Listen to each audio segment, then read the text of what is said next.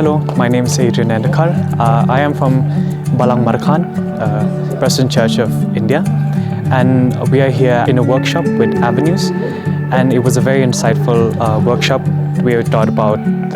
some very insightful things like SWOT, values, goals.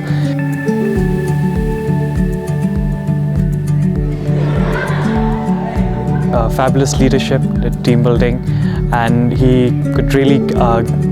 catch the attention of the students, and the humor was one of the things that stood out.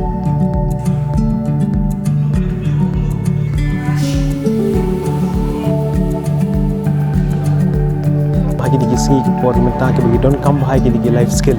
ke ke bapi na kaliang joga avenues kala wara nangik kalong ke jengker ku hamtam ya ki